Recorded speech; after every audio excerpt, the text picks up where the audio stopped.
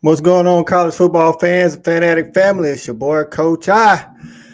Hey, man, we're here to do our Wednesday thing here on the Snap Count on the Fanatic Sports Network. We're here to preview week number 4. That's right, week number 4, man. We got the cellarless South Carolina Gamecocks traveling to Mizzou to do the Battle of the Columbias. We got Florida and Billy Napier. Either is he fighting for his job or is he already gone? Going to Miami. We got Ole Miss and Tulane. Tulane looking to knock off another P4 team. We got Arkansas and Memphis, where Arkansas should walk, but Memphis might have other ideas. And we got the big game of the day, in my opinion, Jackson Arnold and Auburn Tigers traveling back to Norman to take on Oklahoma Sooners and Brent Venables. Man, without further ado, let's get this thing started.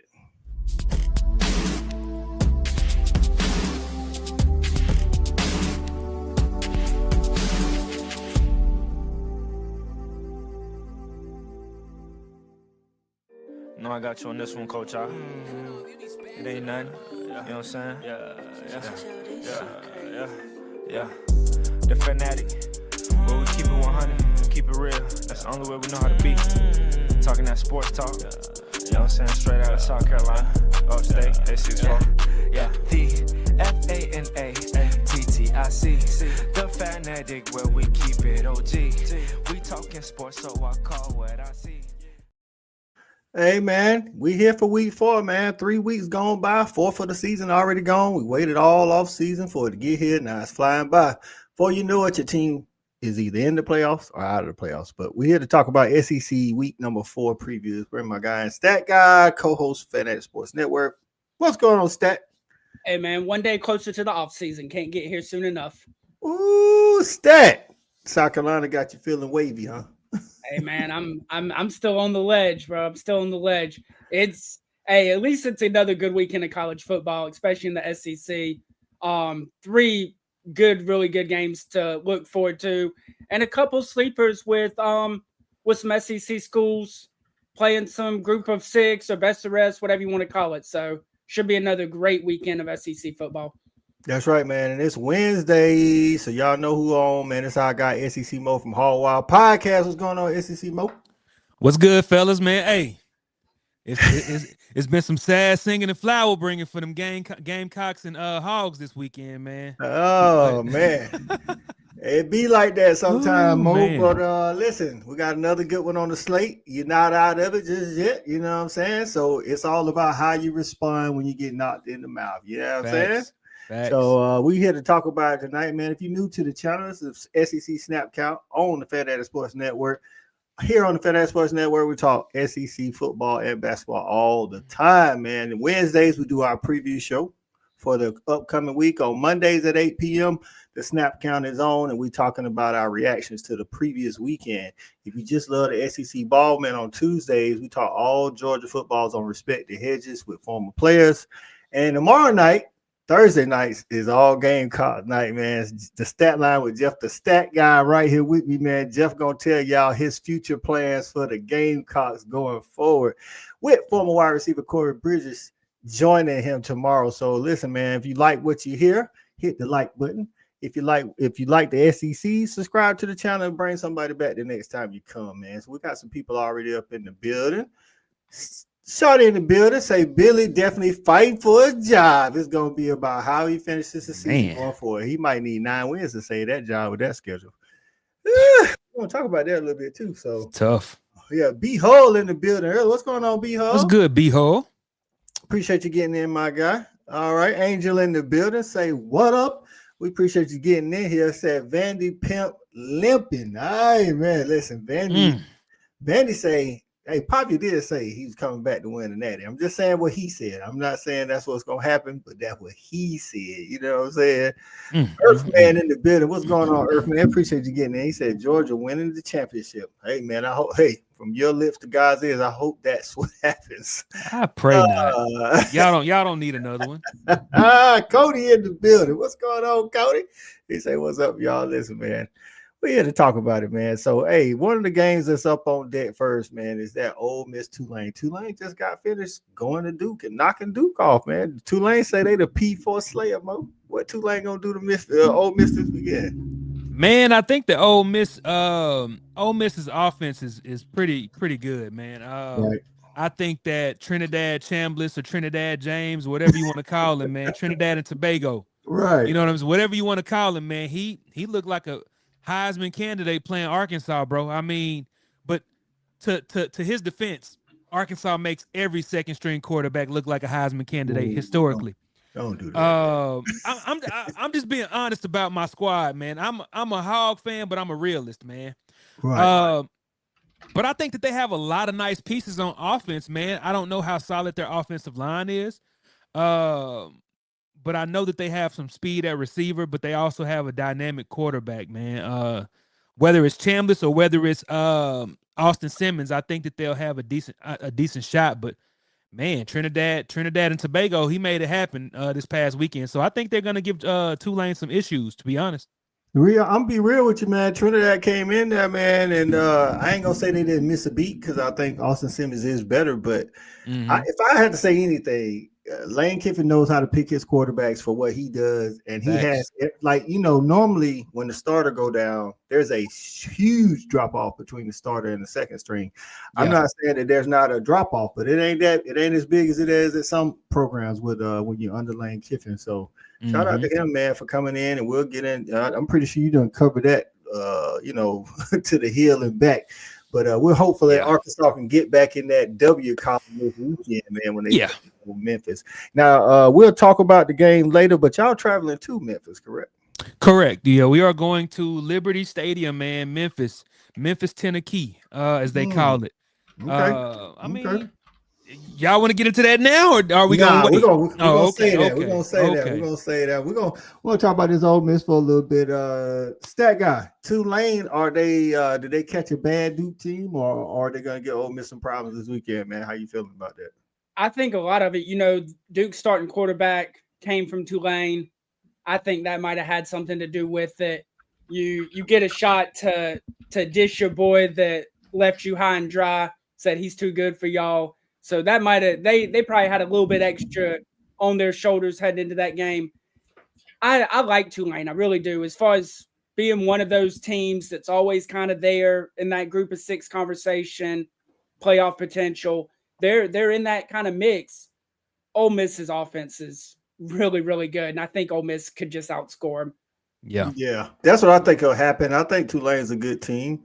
I think, but I think doing it back-to-back weekends, Ole Miss is definitely not Duke. I feel like Ole Miss is better than Duke. Not to say Manny Diaz isn't doing a good job there, up there in Durham, but I just think Ole Miss gonna be a little too much for them. Ole Miss is kind of rolling right now. Ole Miss plays good at home.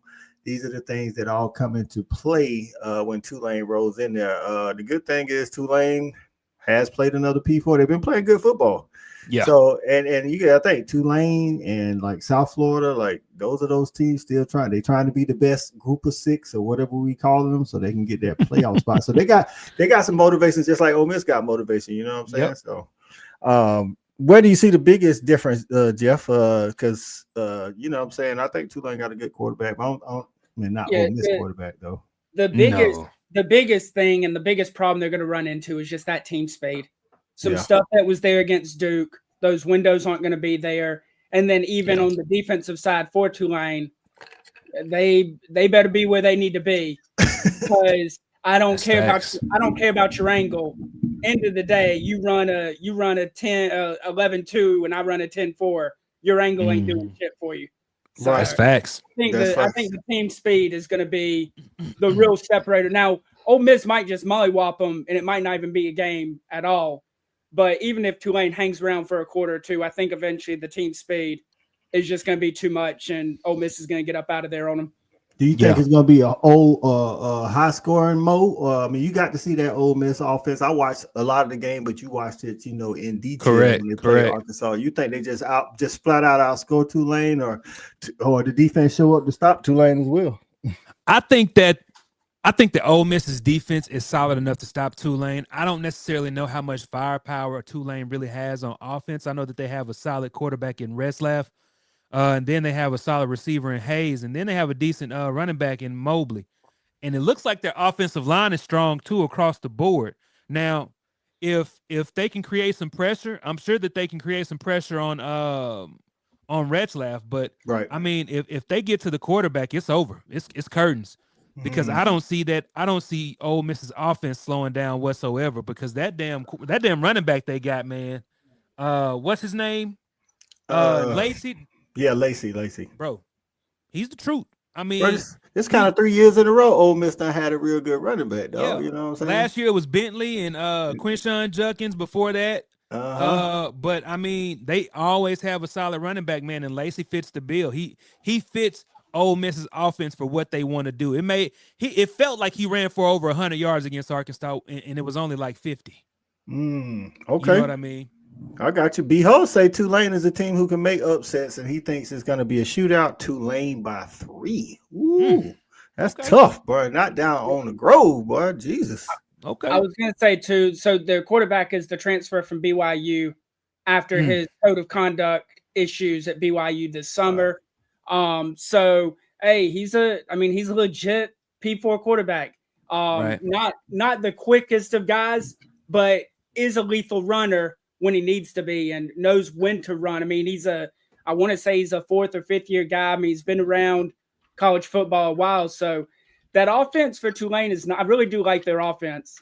I just think on the other side of the ball, the mismatch is so much there that they're just never going to stop Ole Miss. And so they're going to have to just try to beat them like something crazy, like 51-50 or something. I mean, it's going to need 2-point conversions. They're going to have to pull out all the stops. I was about to say, I'm thinking they're going to have to get some defensive turnovers, some special teams touchdowns, something like that, because I don't see Tulane just lining up and beating Ole Miss. Even if they can score, like you said, they're going to have to put up 50 if they think they can just go toe-to-toe with Ole Miss. So at the end of the day, I mean, we'll get into our, whether they cover the spread or not, but I think we all think Ole Miss is going to win this one. Trojan Fight getting in a bit. What's going on, Trojan Fight, man? Appreciate you getting in, man. Hey, we know we talk SEC football around here, but Trojan Fight is our resident USC Trojan fan, man. Y'all, got them Michigan, them juggernaut Michigan Spartans this weekend. I think y'all handle them with no. Listen, man, I'll be honest with you. I don't see USC having a problem or a fight. I'm not big on Illini, but I don't see USC having a game until they play at Notre Dame. Not to say that they're gonna lose, but I just say that'll be their first test. So. Georgia back in the right place in recruiting rankings after players update. Second, hey man, it all depends on who signs. So I don't be worried. I try to tell people I don't worry about none of that till them papers get faxed in, because Lincoln Riley ain't gonna stop recruiting nobody, and Kirby definitely ain't stop recruiting nobody to that pin. That's facts. You know what I'm saying? So that's facts. Hey man, Ole Miss Tulane's good little warm-up game for us this weekend. Then we get into the meat of things, man. Hey man, is Napier gone, or is he fighting for his job? Because we had this conversation Monday, and there's 2 schools of thought. He's already fired. They just, they just don't know when they're gonna let him go, or he could go 9-3, at the end of the season or something like that to save his job. Mo, where you stand on this? Napier out, or he's still fighting? Oh man, they've been trying to get rid of Napier for like 2 years now, bro. I mean, at this point, he's lost enough big games to get the boot, and at this point, I think that they're trying to play their cards slowly. You know what I'm saying? To try to see how the dominoes are going to lay across college football, because there may be some open spots. You know what I'm saying? Across college football, I mean, there may be a spot open up at Arkansas. You know what I'm saying? Not saying that would factor into the conversation, but they're probably just trying to see how the dominoes are going to fall toward the end of the season and try to keep everything together right now. That would be the smart move, especially if you feel like you can go after a guy like Lane Kiffin. You know what I'm saying? Because that's been a whole conversation. If Billy Napier is fired, they've been talking about Lane Kiffin going to Florida. I mean, it's not out of the realm of possibility, because Lane Kiffin likes money. We all know that. And Florida also has much more of a championship pedigree and tradition. Not only that, they have more resources. So I could see that happening if the dominoes fall that way, but I think that he's got 1.5 feet out the door. Okay, Angel say Lane going to Florida. So basically he's saying Napier is already out the door. Yeah. I'm gonna tell you this, Angel, you my guy, but don't you put that juju on me, Ricky Bobby. We don't want as dog fans, we don't want Lane Kiffin in Florida. Stop your madness. We're not speaking that into existence. Lane Kiffin is happy at the Grove at Ole Miss. He ain't. No, he ain't. He want a challenge. He wants a challenge. He wants that money. He wants to be in Florida, you know what I'm saying, where he can go get close to some water. Man, right. Yeah. So most say 1 foot out the door, but stat to your thinking 1.5. 1.5. So you're thinking he already packed up in that home, ain't he? Yeah. Oh, he already reading the Sunbelt newspaper, seeing what Sunbelt job going to open up for him to dip back into. It's not if, it's when. The problem is now they're in the meat and potatoes of their schedule. They got Miami this week. They followed that up with Texas, A&M, Texas, and then Texas A&M, and then Texas. Mm-hmm. I mean, it ain't getting no easier. I told you all along, they're going to lose to Mississippi State, and Billy Napier is not going to be coaching in the world's largest outdoor cocktail party. Wow. That's tough for him, man. Listen, it could be some if that happens, it could be kind of like Mo says, like, if you have a lot of jobs come open at the same time, some of these ADs could be trying to get, jump the gun. We saw that play out in real time between when Kirby decided he was gonna pursue a job. He was almost the head coach for the South Carolina Gamecocks. He was about ready to do the final interview, and our AD at Georgia said, "Wait a minute, Mark Rick has been real. But we need you to go, dog, because we need Kirby Smart." So they did that. Hey, because this is the thing. When you have, like, we already had what's his name? Brent Pryor got let go. You know what I'm saying? UCLA got let go, and not that these schools necessarily can go toe-to-toe with SEC schools, but it's another opening that you got to battle with. So Florida might have to take that in consideration. Some of these hot and young and up-and-comer, type coaches. So, but as far as the game, man, is this a win-1 for the Gipper stat? Do the players like Billy enough to go out there and put a little effort in it, or it might look good? I ain't gonna lie, might look good. The problem with Billy Napier is your career's on the line, and you chain to the wrong horse. You change yourself to DJ Lagway. You caught some teams at the right time last year, whether they were overlooking you or whatever. Finished the year strong enough to get another crack at it this year with a hopefully healthy DJ all year long. And I'm sorry, but they're just not a good football team. And so I think that's my thing too. When this is my guy, this is who we're going to do it with, and then he's the reason why you lost the LSU game, I think that's even more pressure on Billy, because this is his guy. This is why they kept him around, was so DJ wouldn't transfer 2 years ago. Oh, we got DJ Lagway. We can't fire him. And so it's like now the university's tied to Billy and Billy's tied to DJ. So I think it's absolutely about to hit the fan down in Gainesville and get ugly, because I just don't see their schedule. I don't see them winning games. It looks bad. Listen, I think one of the advantages Miami has, that not that they need an advantage, but I mean, you're always looking for an edge, is that Carson Beck has played Miami twice. Yeah. I mean, not played Florida twice and beat them twice. I think Carson Beck is fine. He's looking comfortable again down there in Miami. I think the pieces around him fit what he's doing. It looks good. Right. Mario Cristobal is an offensive line guy. He's got a good offensive line down there. They got a pretty good defense. Florida right now is kind of spinning, man. Their prodigy quarterback not playing good. He hasn't played a lot. We talked about this before. He's missed all the off-season workouts. He barely, practiced during fall camp. And regardless of how good he may or may not be, you got to play football, dog, and get those reps. And he's learning on the fly. And I don't know if I don't know if Florida's schedule is the schedule you need to be learning on the fly. You know what I'm saying? Because it's just ranked team after ranked team after ranked team, and it doesn't get any easier. I think Florida has some good stuff. I think, was it Eugene Wilson, the wide receiver? I like him. I like Jaden Ball, the running back. Not too high on Billy Napier and his play calling abilities, to be honest with you. I got a question about DJ Ladway's ability to read coverages, because a lot of those interceptions last week was, triple coverage. Like, you didn't see all three of those guys there. Like, what are we doing out here? You know what I'm saying? Like, that's more than just being a guy who wants to make a play and force it. That's you can also say the same thing about other SEC quarterbacks too, with a higher pedigree and name recognition. That's true. That's true. So I think Miami's looking good in this one. They're playing at home. Not that that's a huge thing, because their stadium's like 45 minutes from campus. Not as big as the Swamp type deal. So Mo, what you thinking? Like, is there an advantage on the field that Florida has? I don't know, man. I feel like it's just kind of par for. I mean, I feel like it's kind of even, man. I feel like Miami's a Florida team. You know what I'm saying? They're just in South Florida. It's not like they're not familiar with the terrain. You know what I'm saying? I really do feel like I really don't feel like there's going to be an advantage. Is Florida at home? No, Miami's at home. Oh, man, it's over with, man. Yeah. Yeah, I don't. But the Hard Rock Stadium ain't never been one of them. I mean, but even still, Hurricane fans are going to travel, bro. They're going to drive to that stadium and support that team. And especially like you said, right? Yeah, and I feel like Carson Beck, like you said, is a much better quarterback in a much better system with much better supporting cast around him right now, bro. And I feel like that's going to be too much for Florida to overcome, man. And I feel like they're going to walk out of that game 1-3.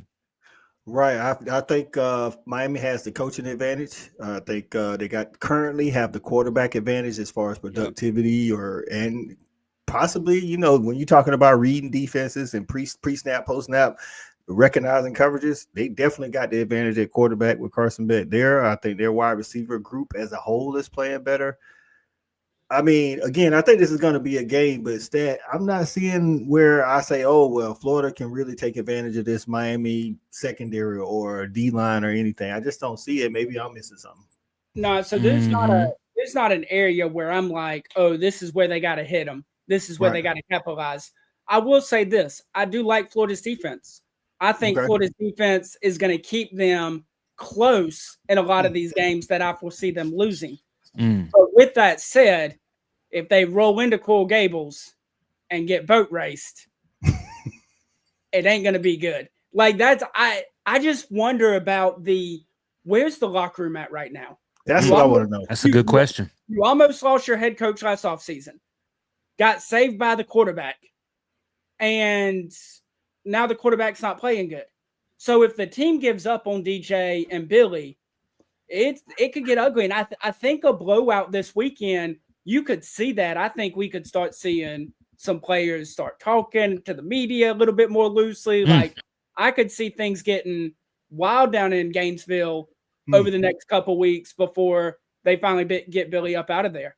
I hope not. I mean, you don't want to see anybody drag through the mud like that, but end of the day, it's a business, and they pay you a lot of money to get more wins than you do L's. Thanks. And right now you're not doing that. And this schedule's brutal, and people, not for naught, it wasn't his doing, but Urban Meyer and Steve Spurrier hurt a lot of people's feelings. They did. So unfortunately, I've been on both sides of it coaching. And unfortunately, it's fun when you're doing it to people. Sometimes you're the hammer, sometimes you're the nail. And right now, Florida's just a nail just hanging out the side of the plywood. Angel says fundamentally sound football team. Angel, are you talking about Florida being fundamentally sound or just Miami? Because I do think that's true for Miami. When you watch Miami, I don't know if you watch them and say, oh, they got a Reggie Bush type that's gonna. I do like that true freshman wide receiver they got down there, the little small kid. I forget what his name is. Basically, he became Carson Beck's favorite target, in week one, you know what I'm saying? Mm-hmm. So I think they are fundamentally sound on both sides of the ball in the trenches for sure. D-line, O-line, which is how you win games, man. Miami, again, we don't know. It's still 3 games in, but I think this game can go further to say about what Miami currently is. Angel said Miami's fundamentally sound. I think it could go a long way to say what Miami is or maybe isn't if they beat Florida or lose to Florida. Whereas if Florida loses or wins, like, I think we all in agreement. I don't know if it does anything either way. You know what I'm saying? If they win, they already kind of tarnished the name for this season. Not only that, Oh, I'm sorry. Go ahead, Stat. Go ahead. Okay. Well, I mean, I was gonna say not only that, they're surviving till the next week. You know what I'm saying? Right. This is a game by game situation, bro. Because even if they do beat Miami, who do they play next? Let me pull Texas up the A&M, schedule. I think. They play Texas A&M, bro. Yeah. Like it's a week by week thing, bro. It's gonna be every single week. Billy Napier is going to be on the hot seat for his job. There is nothing that he can do at this point to get him off the seat unless he wins out. That's tough. That's tough right now. So for me, Florida has the game means so much more for Florida. You have a coach where some people think he's fighting for his job. I think his job's already been taken from him, but that's regardless. But for Miami, it's a non-conference game. The loss, the only way it affects you is in seeding purpose. Yep. I mean, the ACC is so down that you're not really. That's true. This loss doesn't affect you when it comes to that. So for Miami, they're playing with house money this weekend, and that could be dangerous for Florida because Miami might dial a whole bunch of stuff up, and we know Carson can spin it. So they might be testing out the playbook, huh? They might be labbing on them.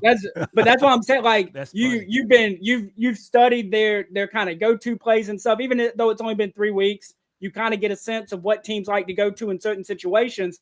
Man, they might catch him in some stuff and find a whole bunch of busted coverage. And I promise you, that's not what you want to give Carson back because he will hit the man downfield. Right, and that was wrong. They got Texas.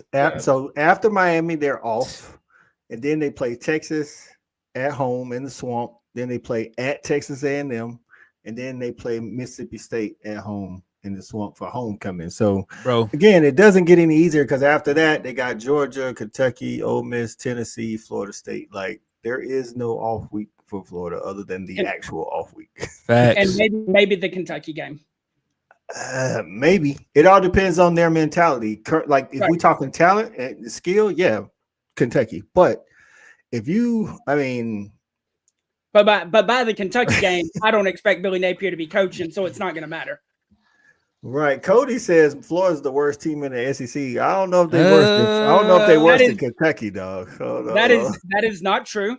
And if you want to hear why that's not true, please tune in tomorrow night at 8 p.m. Eastern Standard, and I will let you know.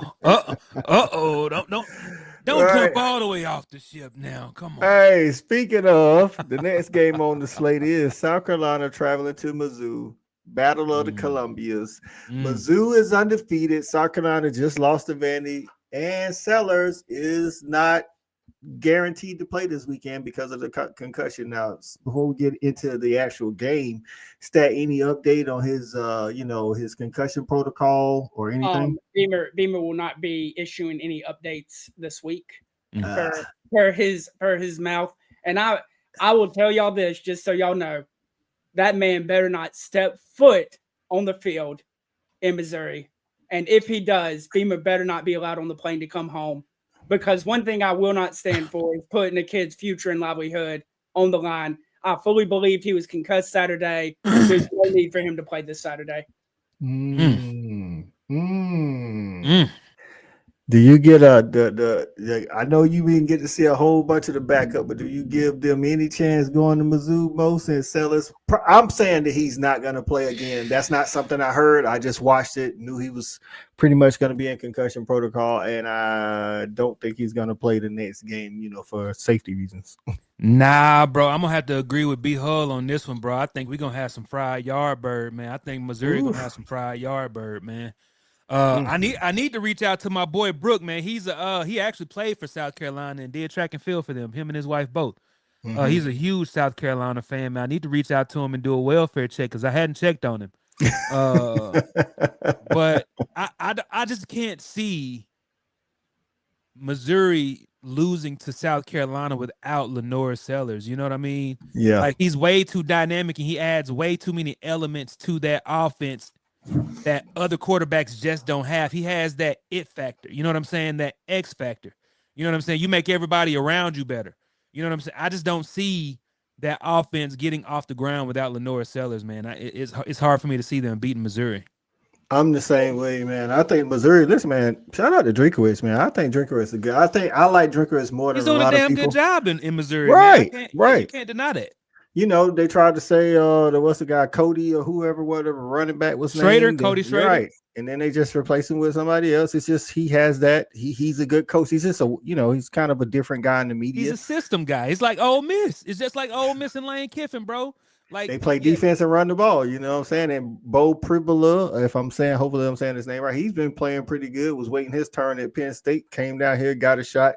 So top to bottom, I thought it was going to be a hard game for South Carolina with Lenore's. You know what I'm saying? And especially because and it's not a rivalry, but when they go to Mizzou, they always have trouble. Even in years when I've picked South Carolina, Mizzou seems to come up on top when they're in Columbia, Missouri. So stat from the X's and O's standpoint, any chance we get to see, what do you want to see at the quarterback and how should that play out? I want Luke Doty to not take a single snap. I don't care if it's Aaron Nolan or Cutter Woods, but you play the young guys. The problem is, and I hate this, you as a fan, you never want to have that mentality, but we are going to get beat by 3+ touchdowns this weekend, regardless of who's playing. Our offense is averaging 14 points a game. We've only, when you're doing that with your Lenore Seller type, the offense is anemic, even with them. And so without him, your offense just isn't good, and your defense isn't elite like it was last year. And that's a bad combination. And so because of that, you don't waste valuable SEC snaps on not playing the future for playing a 6-year senior, trying to chase a win that in the long run, whether we beat Missouri this weekend or not, changes no way of how this season's going to play out. So because of that, you hand it over, you let Aaron Nolan or Cutter Woods, whoever you're more comfortable with, have at it and see what the offense can do with them. The problem for this game isn't on that side of the ball. It is on the other side of the ball. South Carolina replaced their top 3 defensive tackles from a year ago. And what do you know? Back to not being able to stop the run and get off the field on third down, going to a team, mind you, that just ran for like 450 yards last weekend. With the last 2 weeks, they've had 2 100-yard rushers. And I believe his name's Ahmad Hardy. Their starting running back went for 250 last weekend. I would not be surprised if he hung 250 on our noggin Saturday. We're not good against the run, and Missouri they play like I like to play on the video game. They're going to line up, and here's halfback power a bunch of times. Good luck with it. Right. Genesis Addison getting in. What's good? He said, "What's up, fellas? Appreciate you getting in, Genesis. How about them dolls, my guy?" I don't have a lot to refute what you're saying. I do think South Carolina plays hard, for Shane Beamer. I just think, like you said, I said, in the preseason that I thought his defense would be good, but I did think it would take a step back just because last year South Carolina had a top 15 defense, elite defensive line. 3 of those guys left. You don't at this point in the program, they don't just have the plug and play guy. You got some guys out the portal. I really like Fred Johnson at linebacker. I actually think he's an upgrade from last year. But as a whole, you're missing Ema Warrior in the back end, which was your leader emotionally. He was the playmaker and everything. And again, those guys are good. They're just not him. And it's like totally when you go back to not being able to stop the run.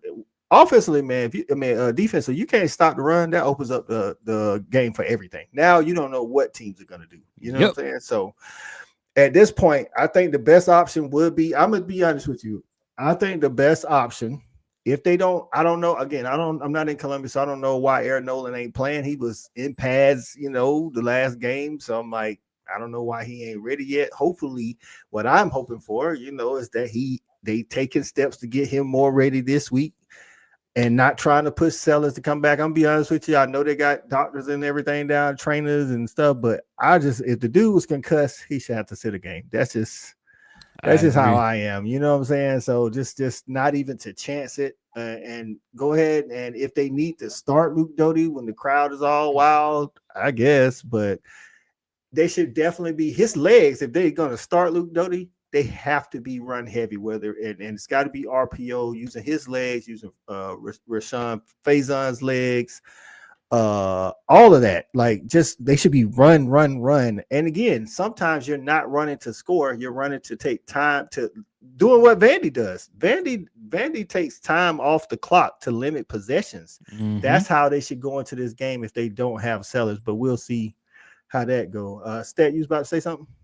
Win a lot of games like that, man. Yeah. Yeah, I was just gonna say to the quarterback point, you appreciate what a guy like Luke Doty's done. 6-year senior, hung around, didn't transfer, started like 5 or 6 games his freshman year, then realized that he wasn't ever going to get burned at quarterback, moved to wide receiver, took some emergency snaps at quarterback, moved back to wide receiver, and program then guy. Yeah, program. I mean, just you need guys like that in the program. And so you're appreciative of that. But at the same time, whether he's ready or not, you put him out there and you deal with it. I don't care, because there's no way that whatever Air Nolan or Cutter Woods does, there's no way it can look any worse than what we saw Saturday. And that's a problem. When your offense is bad, regardless of who's taking the snaps, then at least let the young guy get the snaps and see if he can get a feel for SEC play, especially against a really good defense like Mizzou. It might look ugly, but he'll be better for it in the long run. Right. So Angel says South Carolina mirrors Arkansas, then goes on to says Heisman type quarterback with no defense. Actually, that's a little flip. Is they got a Heisman type quarterback at South Carolina, but the offense this year, even when he's been on the field, hasn't been productive. Whereas you guys have been putting up points, you just can't stop nobody.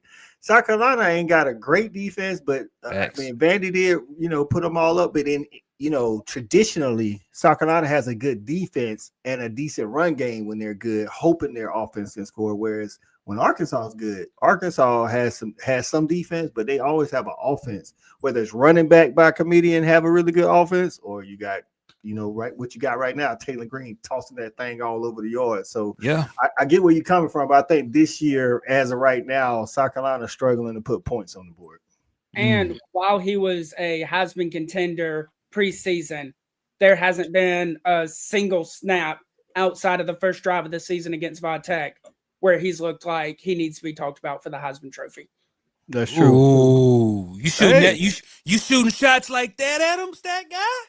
I mean, it's Mo. Unfortunately, I've watched every play of 3. Well, that's a lie. I didn't watch the last 2 drives, but I've watched basically every play of the first 3 games.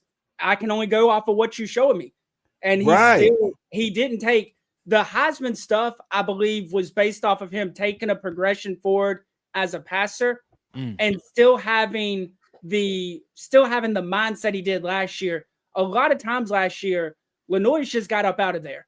And we're not seeing that this year. We've already given up 8 sacks. The O-line isn't great, but a lot of that's because he's hanging out trying to be a pocket passer, because I think he's chasing NFL money instead of trying to help us win football games. Ooh, okay. So, and Mo, what I want to ask, I'm actually with Stat. I don't think he's played as bad as Stat say, but to your own opinion, but I definitely don't think he's played like a Heisman Trophy candidate. And whether fair or unfair, if your offense isn't producing, they look at the quarterback. You know what I'm saying? That's just how it is. And to Stat's point, even if they have sellers, the first 2 games, like he said, the offense themselves only scored 14, only averaged 14 a game. They had more points in the scoring column because they returned 3 punt returns. So you know what I'm saying? Not the same thing. Again, it goes into your scoring average, but when you actually watch the game, the offense ain't do all that by themselves. You know what I'm saying? So, and y'all know you got access to the PFF stuff. I'm pretty sure if you look it up, Sellers numbers can't be too good, dog, from the time that he played. I'm just it could be decent, but I don't know if it's gonna be. It definitely ain't gonna be Heisman worthy. Angel says Vandy's defense is underrated. I'm gonna be honest with you. I feel like their whole team underrated, because last year we had a whole bunch of Pavia magic making special plays, ESPN highlights, and coming from out of nowhere. People had a feeling they was coming because he came back, and they've been playing solid ball on both sides of the ball, man. So shout out to Vandy and Clark Lee for looking like a real team, to be honest with you. I mean, he's sitting at a 76.3 right now. So give me context, whereas like the guy from Tennessee, Taylor, what's his name, Joey Aguilar, Can I share my screen? Oh yeah. Go ahead. That'll Hold be on, let good. me see if I can share my screen. Yeah, because we can see where Taylor Green is, Joey Aguilar, Gunnar Stockton, John Mateer, all those guys. Because again, when you're a Heisman candidate, you got to be better than these guys. You know what I'm saying? So, while we do that, Rico in the building, say yo. Appreciate you getting in, Rico. Vandy's defense is leading the SEC. I think I did see that. I will say, to the point of Vandy's defense leading the SEC, they've played in FCS. They beat a Vatech team that just fired their head coach, and they beat the worst offense in the SEC. So, hey, sometimes that plays into it. Cody says, yeah. Vandy could possibly. I got it. You got it. Yep, I got it. There we go. All right. So right now, in comparison, Lenore Sellers is sitting at 76.3 on the year in PFF. Then when we go to who else? Go give me like Joey Aguilar from Tennessee and Taylor Green from Arkansas. Let's start with Taylor Green, man. Taylor Green is sitting at 89.8. See, right there, that's already a start difference. You got almost a 10-point difference there. Yeah. Yeah, bro. It's crazy. And then when we go to who else? Joey Aguilar, you said? From Tennessee. Let's see. Joey Aguilar sitting at 79.7. What about Gunnar Stockton from Georgia? Gunnar Stockton. Georgia ain't got a game this week? No, we off this week. Oklahoma. Let me go to last week. You want to look at Mateer? Yeah. Look at Gunnar and then look at Mateer. You just passed Georgia. You just passed him right there up above Tennessee. Yeah. The ugly G I couldn't recognize. Hey. I'm just messing with you. Let's see. Well, if it pull up, I'm about to say, I won't pull up, man. Maybe I don't know. Go to Mateer. You can go to the current week and then go to Mateer if that one don't pull up for you. Yeah, that one won't pull up for me for whatever reason. So maybe let's go to current a pass week. game. Yeah, I think so. Pass game. Let's go look at Mateer. Mateer is sitting at an 86.2. So Joey Aguilar, Taylor Green, and John Mateer are playing, according to PFF, playing better than Sellers, who, again, like we said, hasn't been playing at a Heisman level, Yep. So, and the crazy thing is, Taylor Green is grading out higher than Mateer, and Mateer is the Heisman favorite. Right, that's what I'm saying. Taylor B. Hull said Taylor Green for Heisman. Cody says Taylor Green for Heisman. That record has to follow. Angel say SE got an offense. I think you spelled it right. Offensive. They offense is offensive. They definitely got a good running back. I think their O line isn't good. Their wide receivers, I don't know if they know what they want to do with the wide receivers. I know they're trying to target Nick Harbor a lot. I'm not saying you shouldn't target Nick Harbor, but you got other people on the roster, man. You gotta spread that wealth, man. So, and then like we saw, I told you all along that by the time we got into SEC, we would see at least one of the freshmen starting. We had two of them starting this week, and I would not be surprised if we go empty backfield just so they could start three of the freshmen alongside Nick Harbor at some point this year. Because I'll tell you, SEC mode, man. So our class last year, we only returned 3 wide receivers from a year ago. We brought in 7 wide receivers, with 4 of them being legit 4-stars. And they love this wide receiver class. And I hate it for guys that are in there that are returning not named Nick Harbor, because unfortunately they're kind of getting pushed to the side because they're all in on this freshman class of wide receivers. Yeah, but I'm a reserve the right not to speak on that since I'm a little biased. So if you know, you know. So hey, but there it is, man. I think we all on the same page that Mizzou pretty much got the upper hand. We'll get into it. They'll be on the pick segment here at the end. Now the next game, man. Listen, it ain't a P4 game, but Memphis is undefeated currently. They are 3-0. They haven't played nobody of the caliber of Arkansas, but nonetheless, they are used to winning, and y'all have to travel to Memphis. So we're gonna save more for the second for the end. But stat guy, Memphis. Hey, albeit, that again, I think Conference USA still, if I'm not mistaken, they're still in. They haven't been talked about like South Florida because they haven't beaten anybody like South Florida. But technically, mathematically, they're 3-0. They're still at the top of this G6 thing. What do you think? They got something in store for Arkansas, at least in the first half? I mean, this is a big game for them because it's your SEC win. It's the game that when you start looking at things down in the end of the year when they're trying to rank one of these teams or bump them up a spot or two to see who gets in, an SEC win holds some weight. Now, unfortunately, it's at home, so it's not as nice as going on the road to one of these SEC venues to get the win. But big game for Memphis, and if they have playoff aspirations. Unfortunately, that Arkansas offense is something, man. And you look, I think the thing I was most impressed about and took away from the loss, even though I'm not a fan of moral victories, is they were on the verge of getting boat raced. And the defense bowed up, got a stop or two, and they got back into the game and actually had the ball only down 6, driving with a chance to win the game. Yep. And so for Arkansas, you have to like it. You were in the game until the very end. When that early on, and then even then, I believe late in the third quarter, it was kind of questionable whether or not you were going to get beat by 3 touchdowns. And so to be able to reel it back in after getting that second punch in the face and lock back in, I think shows the progression of them.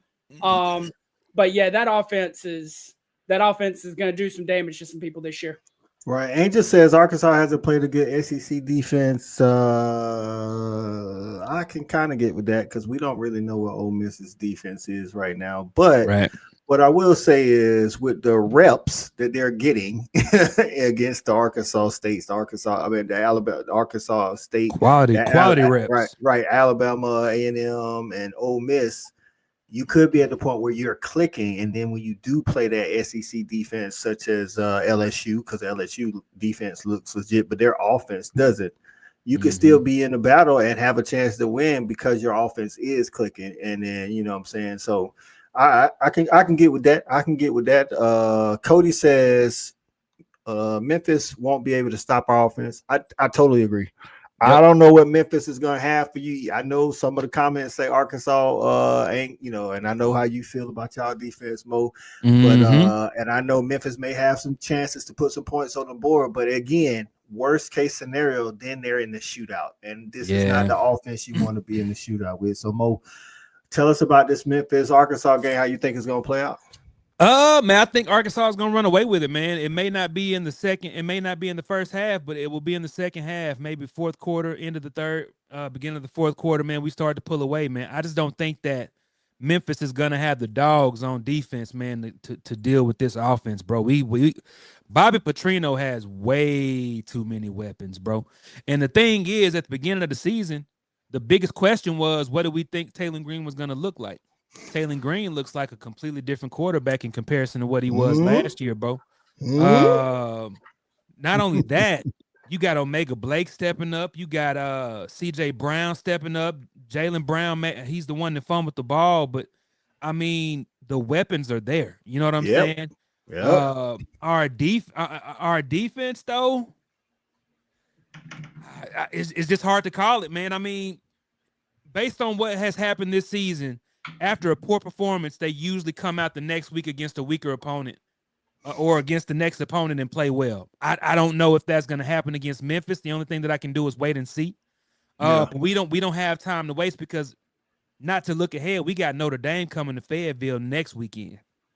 So I think that Arkansas is going to handle business in this game in Memphis just to prove a point. I feel like Bobby Petrino is definitely going to have a chip on his shoulder. I feel like Jalen Brown is going to get targeted a lot because he had that fumble and they want to get his confidence back up. I think our tight ends are going to get into it too. But I think that our defense is going to be marginally better. I just don't know how much better. I think Memphis is going to score points, but I just don't think that it's going to be enough to keep up with this Arkansas offense. Right. And what I'll say about the defense, I'm not saying y'all got a good defense. I'm pretty sure you did your film study and you see the issue. Where's my button? Where's my button? Let me.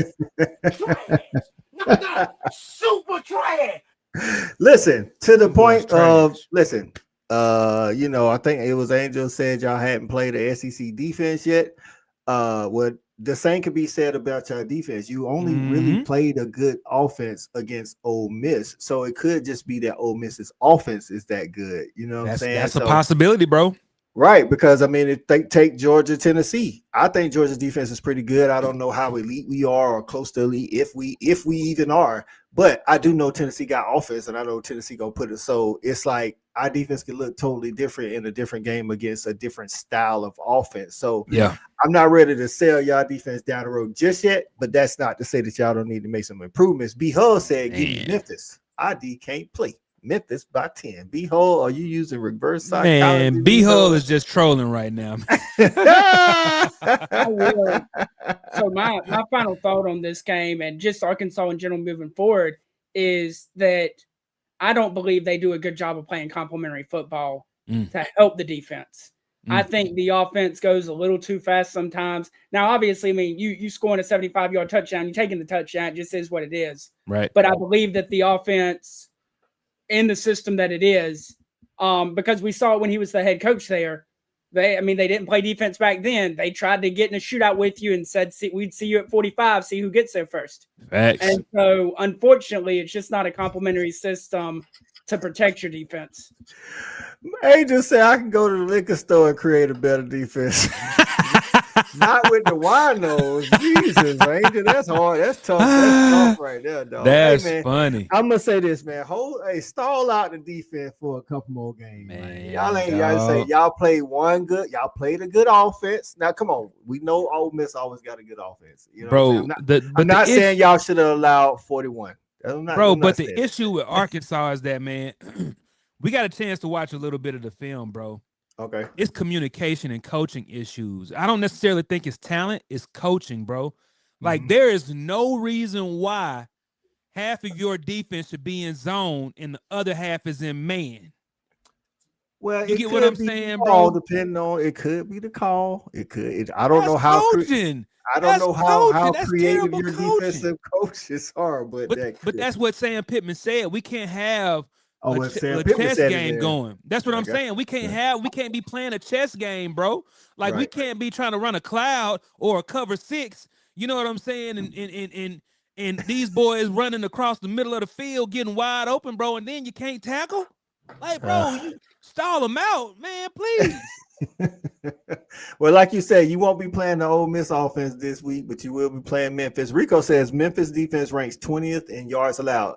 Hey, stats tell one thing, and they can also tell another. Now, they've only played Chattanooga, Georgia State, and Troy. So now, to that point, Troy did go down and score some points on Clemson. So at Clemson. So, hey, shout out to Rico for giving us the 20. Had him on the ropes. Right. Angel said there's no defensive fundamentals for Arkansas. Zero awareness, vision, and read. Whoa, y'all are tough, bro. Y'all tough, bro. This is the thing about Arkansas fans, bro. We're either all in or all out. Right. You know what so I'm y'all saying? all in on the O, all out on the D. Absolutely. No Diddy. Absolutely. No Diddy. Right. I got it. So, but I think at the end of the day, the offense, like I say, worst case scenario, they can score on you, but they can't score enough to keep up with Taylor Green in this offense. Facts. So, whether it's read option, whether it's a running back out of the backfield, whether it's Omega Blake across the middle, whether it's a tight end on a corner, bro. We got too many weapons, bro. Right. So that's what I'm saying. So I think at the end of the day, that's what'll happen. It could be that your offense is your best defense, because the more points you score, the more pressure you put on them to score, and they could get out of their comfort zone, doing what they want to do. And our offensive line is playing well. Hey, shout out to Pittman, but hey, man, I still want y'all to let Pittman go so he can come back to Athens. So, you can have him. You can have him. I'm on board with that. Him and Hunter, you're a check. Columbia, South Carolina, please and thank you. You got your offensive line coach, Sean Elliott. He's in the house. Stop it.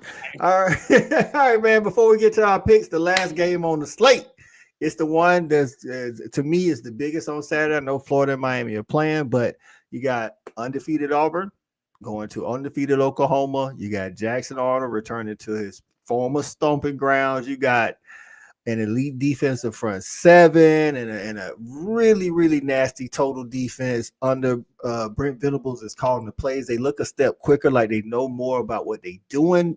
Not that they didn't know last year, but sometimes you just need a half a step quicker, and you just look crazy. So I'm interested to see what the pass run split gonna be here, because Auburn, they've been running the ball a lot. Mhm. Jackson Arnold threw for like 120 yards or something like that against South Alabama.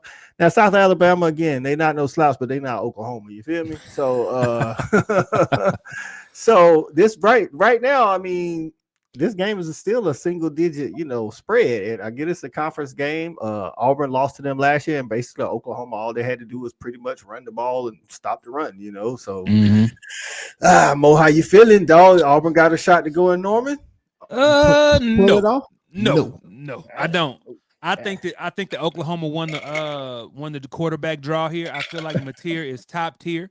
Okay. And I think that Jackson Arnold is just good enough to get the job done, man. I feel like Oklahoma's defense is solid. Mm-hmm. I think that, like you said, Brent Venables is doing what he does. He coaches defense. He gets his defenses ready to go. But man, to have Mateer on your team, you can't count him out, bro. And with them going to Norman, Oklahoma, bro, it's gonna be a raucous situation for Jackson Arnold, just returning back to that situation, man. He might be shook, bro. He really might be. He really might be shook. He might be traumatized. He might have PTSD. You just never know, bro. But I mean, I feel like John Mateer is gonna put the team on his back and come out with a W.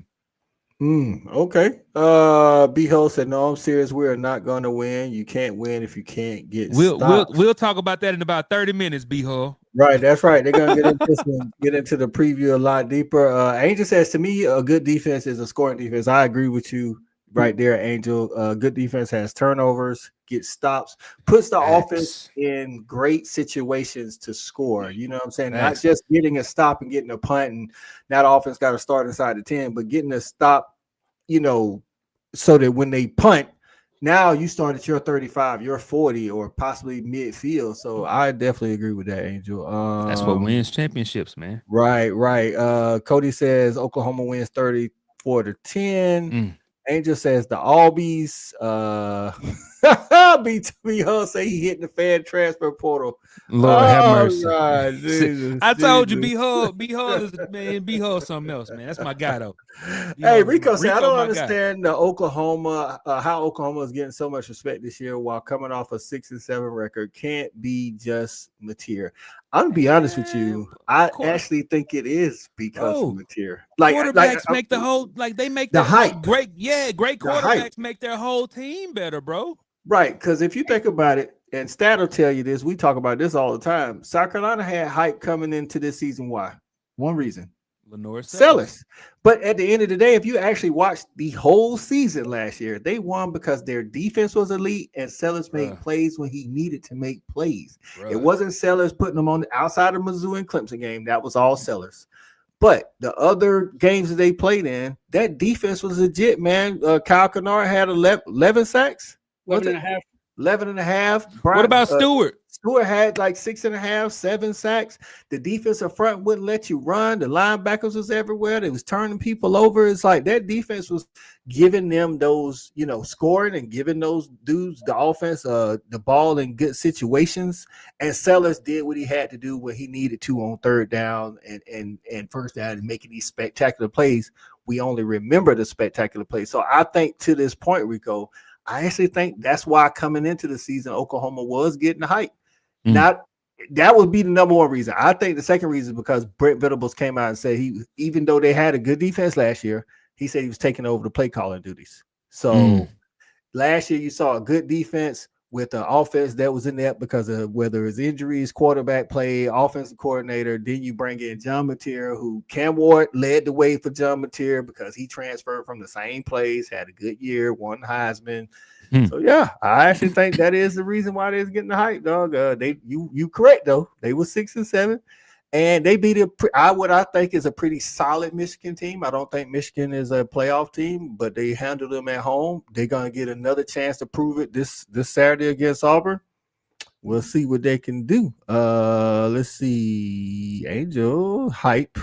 Woo Pig entering the Woo conversation. Pig 00. What going on, man? Appreciate you getting in. Cody says, man, Mo, I need that hog hat, bro. Man, hogwild.shop, man. Hey, I'm gonna have some. I'll have some new merch up by Notre Dame. I'll have some new merch up, bro. Don't worry. But this hat is still on there. There it is. Rico said, I got AU taking the 7. Ooh, I see you, Rico. I don't know. When we get to the pick segment, I might. Hey, B Hall, you my dog, man, but don't get banned with this type of typing right here now. You look at my moderator here. Miss Kathy in the building. What's going on, Miss Kathy? She said, I don't like Auburn, so I'm going with Oklahoma. 27-17. What Auburn did to you, Miss Kathy? I respect that, Miss Kathy, because they in Alabama, man. Got it. Okay. I see you. Stat. What you thinking about this game, man? So this game, unfortunately, whether fair or not, is on one man's shoulders, and that man is Jackson Arnold. Yes. Can he deal with the pressure of going back into Norman, Oklahoma? Is he going to play how he did there last year, turn the ball over, take a bunch of sacks because he's holding the ball too long with happy feet? Or does he look like what we've seen so far this year and moving the chains, using his legs as a weapon, which they are? It's all on his shoulders. I think the two defenses are going to wash each other out. And whether fair or not, it's on Jackson Arnold to go win you a football game. Can he do it? I don't know. We'll find out in the picks. But that's what this is going to come down to. And to the point you were talking about earlier, as far as the hype around Oklahoma, they returned a lot on defense. And I think that when Brent Venables came out and said, I'm taking back over the play calling, I think that on top, because a lot of people, I think, felt Oklahoma's only missing piece last year was a quarterback because their offense was so inept. And so it's like you not only add a quarterback, but his OC, who is a highly regarded play caller, and the system he runs. I think the hype, whether fair or not, I can see where they got it, because you fixed things that they felt were issues, and you fixed them with major upgrades. Right.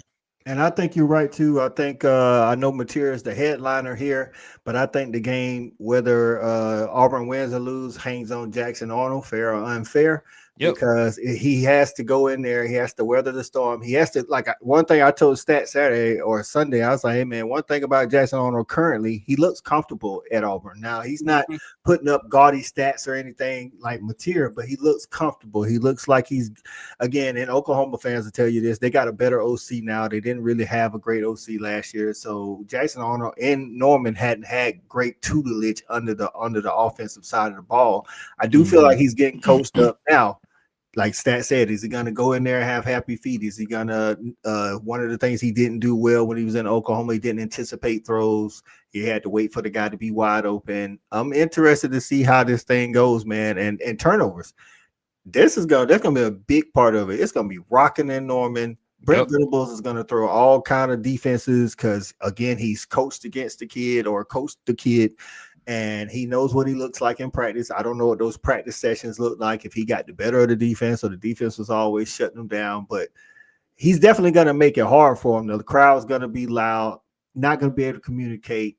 Now, Auburn's got to help him out and bring, like, the receivers got to catch the ball when he do make a good pass. The running backs got to be able to run the ball. Like, they got to take some of that away from him. But ultimately, yes, this leans on Jackson Arnold.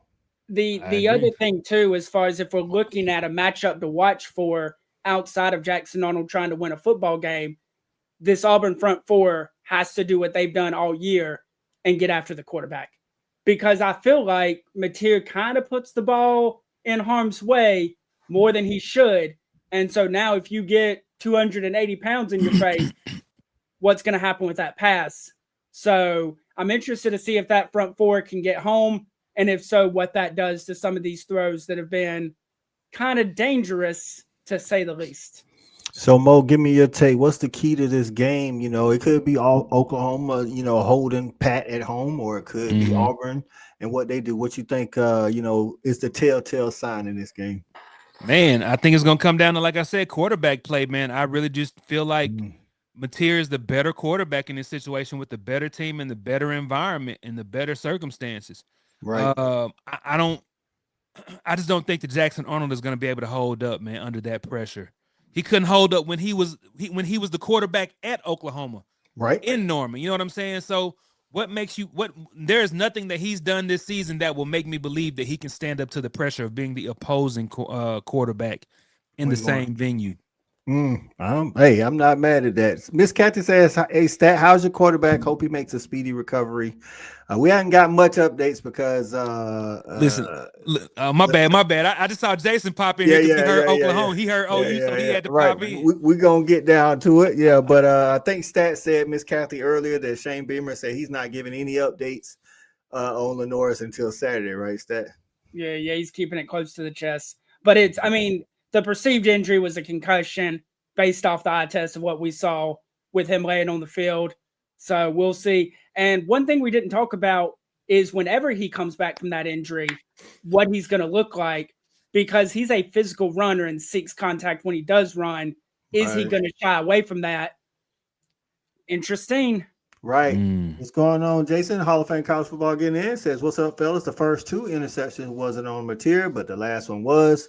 I think if you combine, what he's done this year, and then you look back at Washington State, I think it's still reasonable to think he does sometimes. Again, whether they get picked or not isn't the question. It's that he does, like I said, going into the Tennessee game, Joey Aguilar, if you watch him, they both have great arms and they're good passes, but sometimes they get a little, they good and they know it. You know what I'm saying? It's like, I can make that throw. I can get it in there. And sometimes that causes them to put it in harm's way. Now, this is the thing I'm going to say.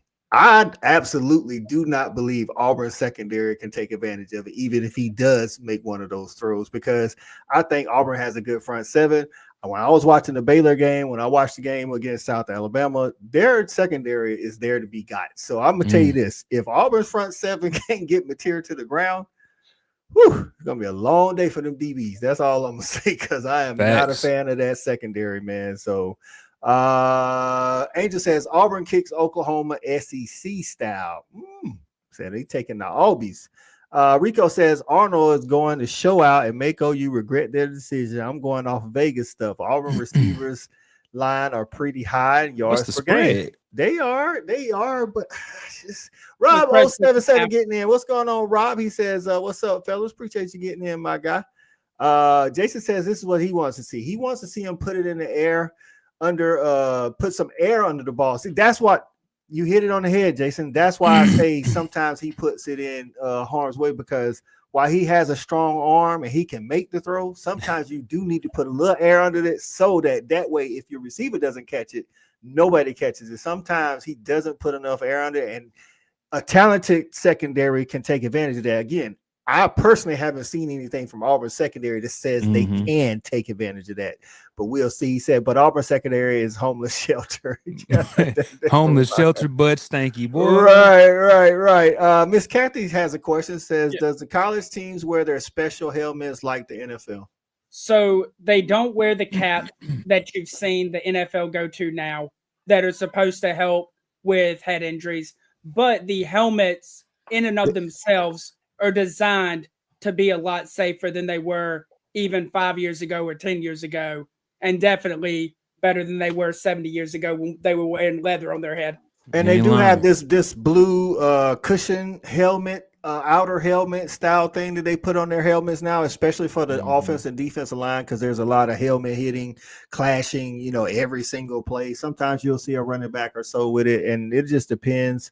They probably will fit Sellers for one, but in practice, the only thing I'll say, Miss Kathy, nobody can hit the quarterback in practice. If they do, I don't care what program you have. If you hit the quarterback, unless you Tim Tebow and you ask Urban Meyer to make it live or something like that, and even then, most coaches won't make it live for the quarterback. So, Rico said he taking that 7. Okay, I was wondering, Rico, was you taking Auburn to win straight out, or just taking the spread? That's two different things. But it's that time for us to do the same thing, man. It's time for us to do our weekly picks here on the SEC Snap Count. Listen, man, Mo kicking our butts. Let's just say it how it is, man. Mo got 8, Stat got 6. and I got 3. I literally have only got 1 right each week. So if you see on the screen, man, we all got South Carolina wrong. Again, we did. I don't know if South Carolina wins that game with Sellers, but I do think they cover that 5.5 spread. You know what I'm saying? Yeah. I mean, not cover that 5.5 spread. You're right, because they was favorites. I was thinking they was down. I think Vandy could have beat them with Sellers. I'm gonna just keep it, but it wouldn't have been 31-7 though. I don't believe that. It wouldn't have been 31-7, but they beat us by at least 10, even if Sellers doesn't get hurt. Right. JV getting in the middle. What's going on, JV? Appreciate you tapping in. Earthman says Arkansas 14, Memphis 35. Listen, I don't care how bad Arkansas is. Memphis ain't scoring 35 though. But Arkansas ain't just scoring 14 points. Like what? Jason, they on our picks for this week. We about to get to it right here in a minute. But Texas A&M. Listen, man, Texas A&M ended up beating Notre Dame, so me and Mo got that wrong. Stat guy got that right. Georgia stuck. Now, Mo picked Tennessee to win outright, even though he does win the points. But I told you, Mo, one thing the Dogs do, we beat Tennessee. That's just what we do, dog. That's facts. You know what I'm saying? I've never seen a kicker miss a go-ahead field goal and then come back in overtime and hit that exact same kick. It be like that, man. Sometimes pressure bust pipes. You know what I'm saying? Crazy. So, Georgia didn't get to kick the extra point in overtime. That's what Vegas be getting you with the hook. You know what I'm saying? And then LSU, we all got the LSU Florida right. They won 20-10. And then Ole Miss and Arkansas, we picked Ole Miss to cover that 6.5, but Arkansas beats us with the hook, only loses by 6. So Mo got that one too. So next up on this week is Arkansas at Memphis. Arkansas 7.5 point favorite. South Carolina at Mizzou. South Carolina is a 10.5 point dog. Ooh. Florida is a 7.5 point dog at Miami. Ole Miss is a 13.5 point favorite versus Tulane, and Auburn is a 6.5 point dog at Oklahoma. Before we get to that, Jason said smells like trouble for a War Damn Eagle. E. Shaw said, I agree, 31-21 with Sellers. Right. That's Stats been saying that since Saturday. Miss Kathy says, as far as kickers are concerned, everybody doesn't have a Brandon Aubrey. Hey, or that's true. Right, or the NFL kicker that the Dogs got. Sometimes it be like that, Miss Kathy. Sometimes you gotta have kickers. Jay says kickers sure did look like he didn't want to kick that first. Jason, I don't know if you I know you probably had the game on, but I don't know if you had the volume up. So Holly Rose says they pay, they go to Holly Rose. Holly Rose says, I'm standing down here near the kicker. He's taking his deep breaths. He's getting ready. When she said he was taking deep breaths, I was like, he nervous. He about to miss this thing. I was like, you over there taking deep breaths. No, like, hey man, kickers this is what you do. This is what you on scholarship for, dog. Why are you over there taking deep breaths? I get it. He a freshman. Shout out to that kicker. Maybe he goes on to have a good career, but I know Saturday night was probably rough for him in Knoxville. So let's get this thing started. Mo, you started first last week. So Stat Guy, you start first this week. Arkansas 7.5 point favorites at Memphis. Arkansas. All right. I like the way you think. I like the way you think. Mo, I already know. Of course, man. Come on now. And we covering that 7.5 easy. I believe y'all gonna win by 14 plus. All right, Stat. 10.5. You guys are 10.5 dogs going on the road to Mizzou, man. Mizzou by 5 touchdowns. Ooh. He said he's going to Mizzou to take that 10 and run away with it. Mo, what you got? I'm taking Mizzou too by at least 2 touchdowns. Oh, I'm gonna go against the grain. I think South Carolina comes out, plays hard, still loses the game, probably by 10, 21-10, 31-21, something like that. There it is. All right, Stat. Florida is a 7.5 point dog at Miami. Hey, you can't call for somebody to get fired all it's off season long and think he's going to win a football game. Give me the cane. Mo, what you got? I'm gonna take Miami in this one too. I think Miami is playing way too good right now for Florida to even be able to keep up. I think you're right. I think Carson Beck knows how to beat the Florida Gators, and I think that trend continues. He covers this weekend. All right, Ole Miss, basically 2 touchdown favorites versus Tulane. Tulane just got finished beating a Power 4 team in Duke. Stat Guy, do they cover the spread? Tulane has beaten a Big Ten team. Tulane has beaten an ACC team. Will Tulane beat an SEC team? I don't know, but they covered that 13.5. Ooh, okay, Mo. You just got finished watching Mississippi put up 41. Can they cover this? This 14? That's a lot. I ain't gonna hold you. That's a lot for a good team. I see y'all getting them scores in. I'm gonna get to y'all scores as soon as we finish putting our picks down. I'm gonna take Ole Miss on this one. I think their offense is gonna fire off this weekend, man. I'm gonna take Ole Miss. This is right here for me was the toughest pick out of all 5. I really don't know right now. 14 is a lot because Tulane could score a garbage touchdown. Jesus. I'm gonna go Ole Miss, man. I'm gonna go Ole Miss. Yeah, I'm gonna take. I'm gonna rock Ole Miss. Ole Miss gonna win by 14. Now, yeah. in at least the fanatic game of the week, Arkansas 6.5-point dogs at Oklahoma. Stat guy, what you got? You mean Auburn? Auburn is 6.5 dogs. I thought you said Arkansas. He did. Oh, my bad. Auburn 6.5 dogs at Oklahoma. I think Oklahoma wins the football game, but I think Jackson Arnold plays his absolute rear end off and keeps them in it. Give me Auburn to cover the 6.5. I think they get beat like 27-24. I'm on that boat too. I'm gonna ride that wave. I think Auburn is gonna play them hard. Well, what am I smoking? I think Jackson Arnold goes into Norman, plays a good first quarter, but then Oklahoma gets up. Brent Venables starts throwing some exotic things his way. He's trying to take out all of it on his shoulders, and he starts making mistakes because he's trying to do too much. Give me Oklahoma 31-14. Okay. Mm-hmm. All right, let's see what the comments say. Jay say he did hear her. He said, he heard her too. Holly iced the kicker for y'all. Not gonna lie though, Gunner's 4th down touchdown was clutch for sure.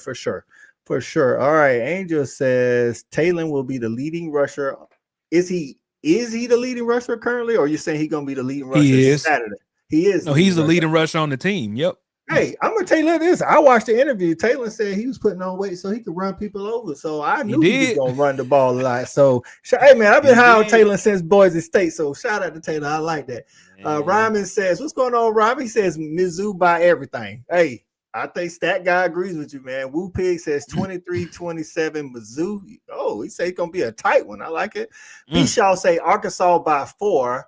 I'm trying to bring Pittman home. Listen, let's get him home, B-Shaw. Let's get him back in Athens. You know what I'm saying? Starzik, is that somebody for y'all? That's our kicker. Got it. He missed 2 field goals in that game. Angel says Miami over Florida. Jason says Mizzou better than USC.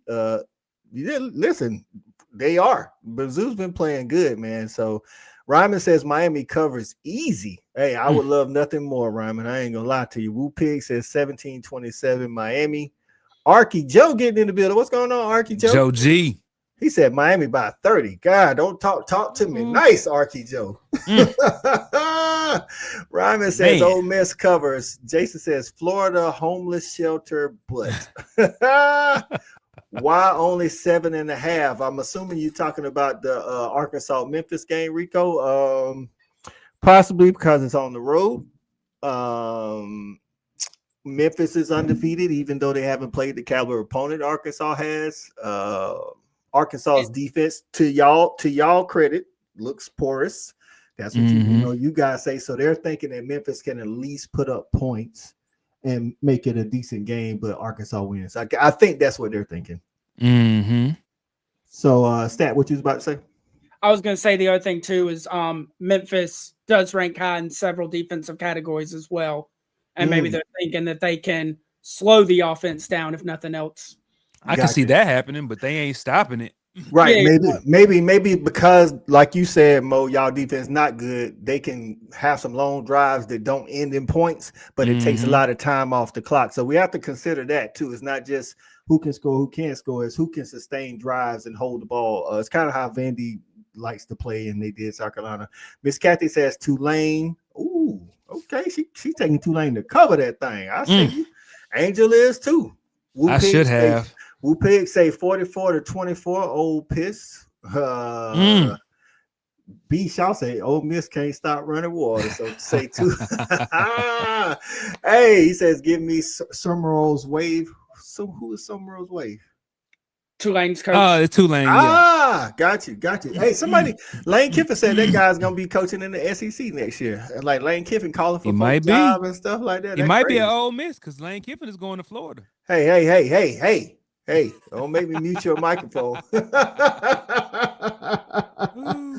Of course, we know Angels taking the Albies against Oklahoma. Wu Pig says 31-42 in a high-scoring affair in Norman, Oklahoma, but Oklahoma comes out on top.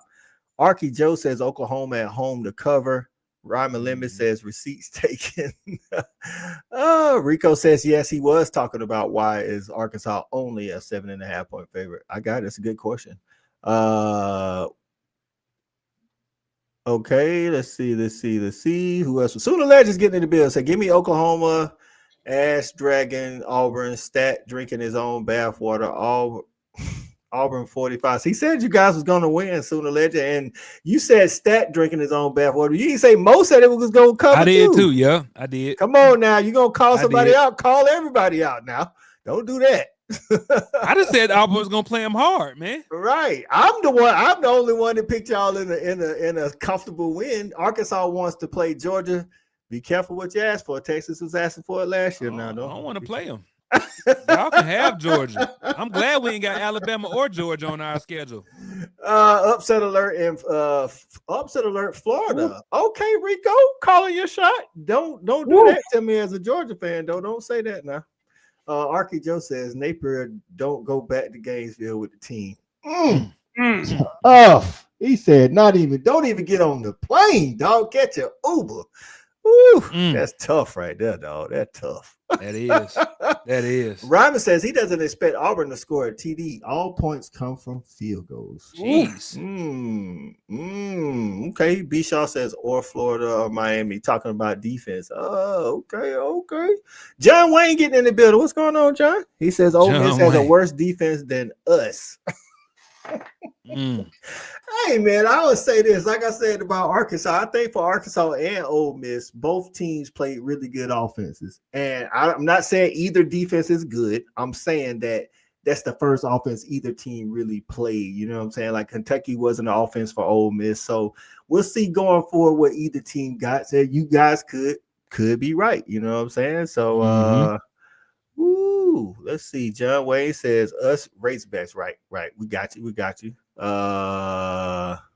Jason says that the Tulane coach is the hottest coach in America. Lane was right. So whose job is he taking? Is Lane going to?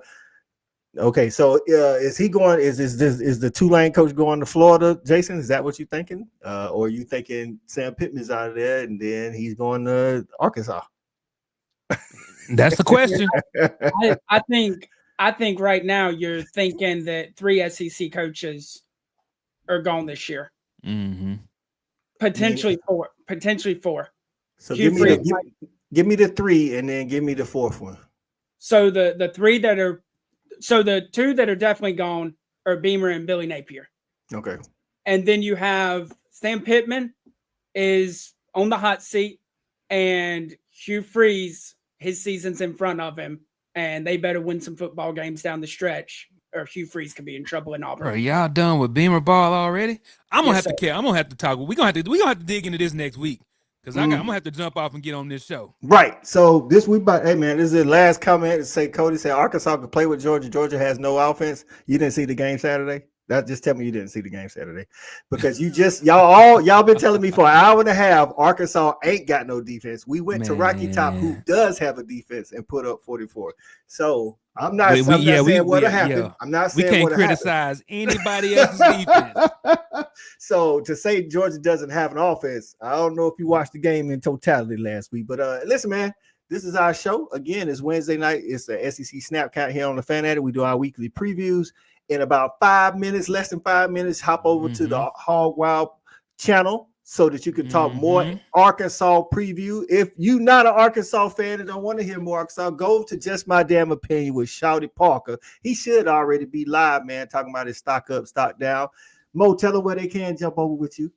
Man, the Hog Wild podcast, man, they know they want to, man. Come on now. y'all want to jump in, man, even if you just come in and check us out for a few minutes, man, just hit that subscribe button, man. It's free to show love. You can just go hit the subscribe button and you ain't even got to watch my show, man. But no, man, y'all can come on over, man, to the Hog Wild Podcast, man. Like I said, it's Arkansas all the time, man. We love our hogs, man, and we gonna talk about them right or wrong. And tonight they wrong, dead wrong.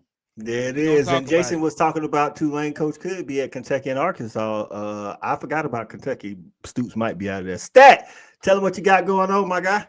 Yeah, I'll be right back here tomorrow night on the Fan Addict Sports Network every Thursday, 8 p.m. Eastern. Talking all things Gamecock football with the stat line, with the stat guy.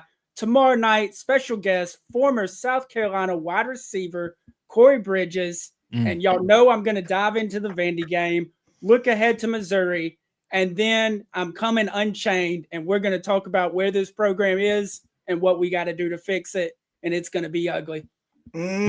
Stat guy. Woo, with the fallout. Hey, y'all check out the stat guy on the stat line tomorrow night on the Fan Addict Sports Network. And like I said, in about a couple of minutes here, go over to the Hog Wild Podcast, man, and talk more Arkansas preview, man. We appreciate y'all showing up. Everybody in the comments, man, y'all kept it live, man. Appreciate the Hall of Fame college football family showing up there. And then we appreciate all the Arkansas Hog Wild members showing up. Appreciate the Fan Addict members showing up, man. Hey, shout out to everybody, man. Until tomorrow on the Fan Addict Sports Network, and until a couple of minutes, hey, for my guys, SEC Mo, for Stat Guy, and I'm your boy, Coach I. We up out of here, man. Have a good one.